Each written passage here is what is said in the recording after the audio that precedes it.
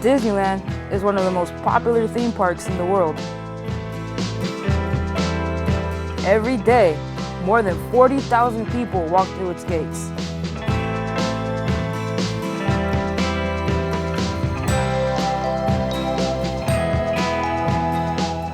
For some people, Disneyland is a once-in-a-lifetime experience. But for others, it's more than just a theme park. It's a way of life.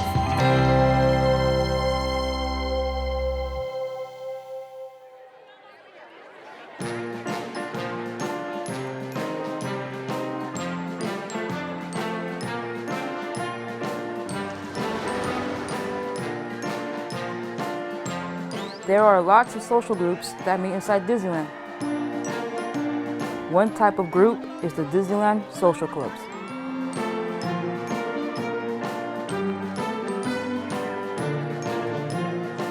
These social clubs meet inside Disneyland almost every week, and they have a lot in common. But most of all, they all love Disney. I've heard about these social clubs through social media, so like Facebook and Twitter. When the clubs first started growing, there was only maybe like 4 or 5 of us, and now there's like 80 plus clubs. The Neverlanders, the Wonderlanders, the Jungle Cruisers, the Hitchhikers, the Radiators, and Sons of Anakin, and there's just so many popping up nowadays. It's wild. It just seems so strange to see something that looks so hard and mean in a place like Disneyland where there are princesses and fairies. I am not sure what their motive is. So I started Main Street Elite 2 years ago with 3 of my friends, 2 whom I work with. So when we first started, we just recruited our friends basically. Our first meet, there was 13 people there, and word spread pretty fast. And we had 120 members in under 8 months. Main Street Elite, in my own words, it just a bunch of people that love Disneyland. It's a place where we can congregate together and not feel judged for being complete Disney geeks. Finding people that love Disney the same way that you do. We kind of take things from different cultures that we were into and kind of made that part of our style. And people think we're trying to be a motorcycle club when really we just this is stuff we dig, and it was just something we identified with.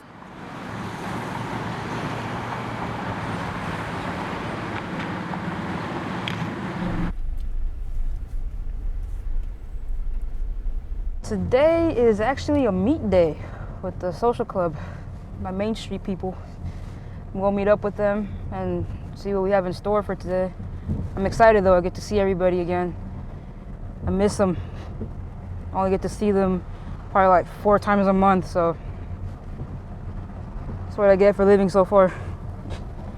But yeah, we're gonna go over there, just chill for a little bit till his clock strikes 12, and then start the meet. See what trouble we get into at Disney. When the whole social media thing kicked off, we saw a lot of interest in people wanting to join our club. If it was not maintained the way it is, we would probably have like 300 members according to how people wanted to join, but we had to come up with a process of maybe giving a lengthy time to see what they were about and what their true intentions were on why they wanted to join. Well, I'm still prospecting, still trying to earn my patches. I've been prospecting for about 6 months already. You need to show them that you want to be here, that you want to be a part of this family. We've made the mistake of letting people in that weren't really a good fit and that didn't really understand the reason why we were doing this. That's where the prospecting comes in. You can never really know someone in 6 months, but you can get a really good idea of who they are, especially with as much as we all tend to hang out. So it's kind of like, we're not forcing you to prospect. You don't have to prospect, but eventually, if you want to be an official member, you'll have to have a prospecting period. Unfortunately, it's possible that you can't get in. I've heard already stories where there's been people who prospected and who have been told, you know what, it's just not going to work out. Hopefully I'm not one of them.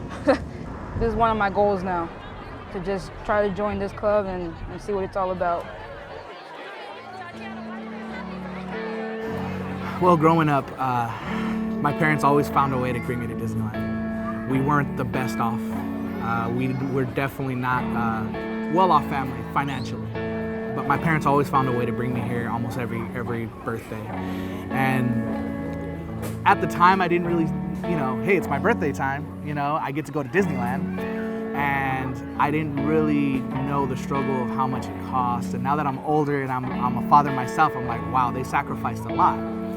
And just the memories of holding those things with my family, with my parents, I wanted to share those same moments, those same ideas, the awestruck face that we make when we see our favorite Disney characters. To see that in my daughter, to see that relived in my daughter, brings me back to my childhood. And it's one of those things where it's almost like I become a kid again. I guess you could say I feel young again. I feel like as old as she is, 2 years old, brand new, everything's possible.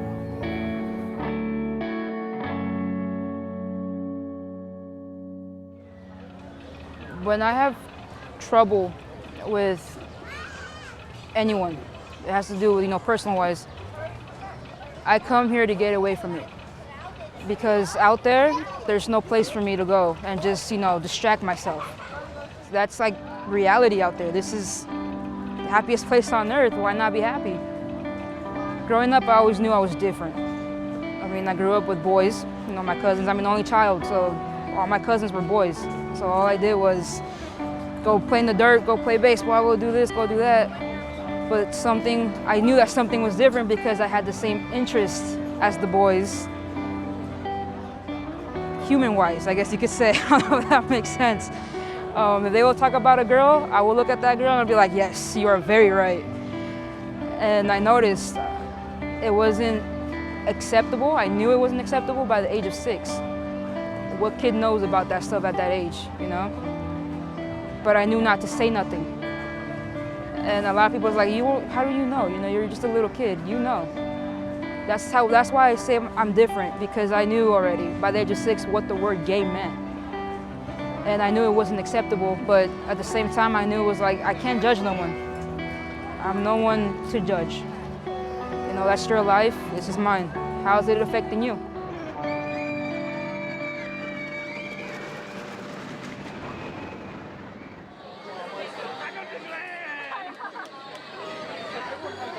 I started hearing stories that first that it was a gang, and that second that we got in tons of fights, and that there was different types of altercations at the park. We've had to deal with the whole biker thing, with it being a gang, with us fighting with other social clubs inside the park, which was very West Side Story-ish, so it was funny. Yeah, I don't know. It's like, I think if I saw a group of them all coming down the street, I don't know how I would deal with that, because I'm not used to seeing something like that. There's rumors that we're mean, that were very unapproachable, and it's like, I understand it, I get it. We all pretty much wear black, we have tattoos, piercings, different color hair. But when you meet us, we're nothing like what people perceive us to be. I've heard them cutting in lines, I've heard them being really obnoxious to other guests, I've heard them being rude to cast members, kind of thinking they own the place. They thought we were taking over the park, they thought we were a bad thing, and that somehow we were taking integrity away from the park, just like we had a magnifying glass on it. They can be just generally disrespectful and loud and rambunctious sometimes. I've heard from other cast members that they have interesting initiation rites that sometimes involve stealing. I've heard they break down attractions. There's no initiation. All we ask you to do is come to the park and respect the park rules. We have bylaws, we have rules that are set, and the number one rule is to respect the park. You don't leave your trash around. You don't disrespect people that are here either on vacation or either they're pass holders. You don't disrespect anybody. You watch out for children. It's well put together, and it's pretty amazing. I think it's pretty funny that people consider us a gang, because 98% of the time I'm pushing a stroller around Disneyland. I'm always with my daughter, and if I'm not with her, I'm always with one of my buddies in the club that has their kids with them. I'm just a regular guy that just loves Disneyland, and I happen to have tattoos. Some of our parents, they're tattooed and they're pierced and they always wear black, and it's like, I'm a mom and I may look different, but I'm a mother. I respect people, I teach my daughter right from wrong. There's nothing that a normal mother in a cardigan sweater wouldn't do. you don't have to be a cookie cutter person to love Disney. You don't have to be 5 years old to want to be a kid.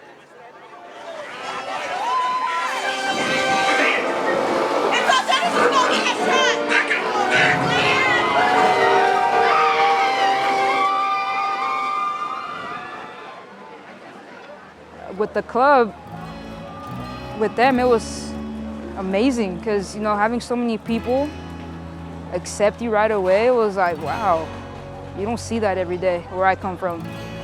One of the main reasons why I want to get into the club is because they don't judge me. They don't. It's something new.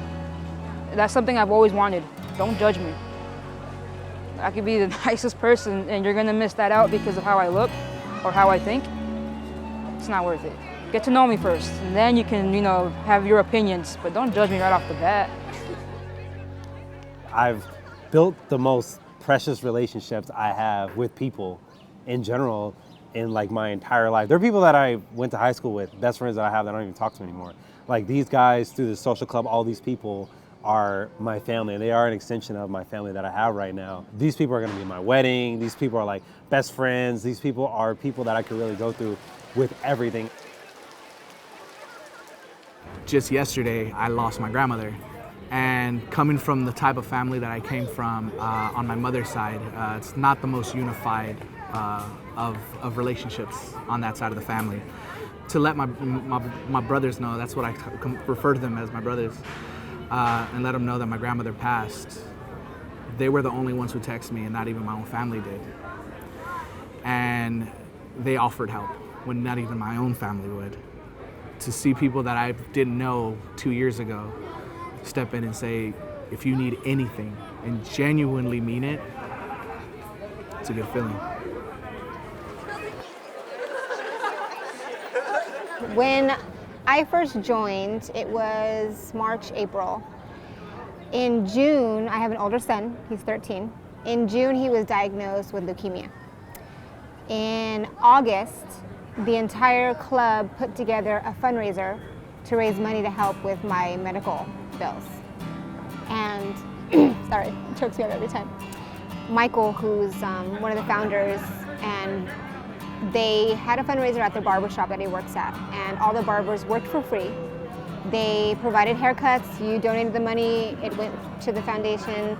We had members that are tattoo artists that were also tattooing. We got shirts made, we sold shirts.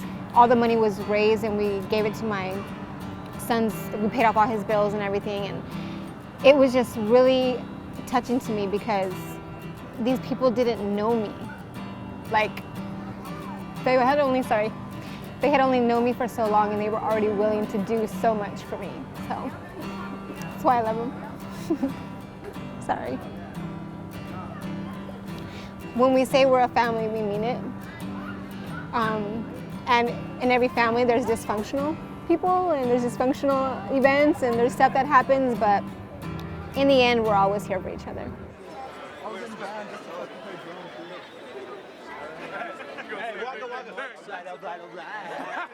Honestly, if I didn't get into the club, like if they told me, you know what, you're just not fit for it,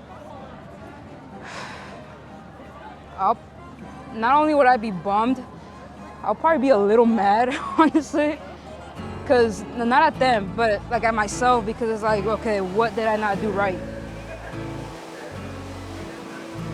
I put in so much effort coming to the parks at least 4 times a month.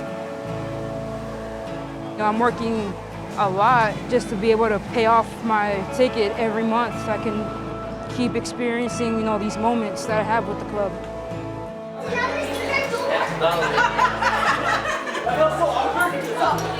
Hey, G! Do you want to join our MSC club?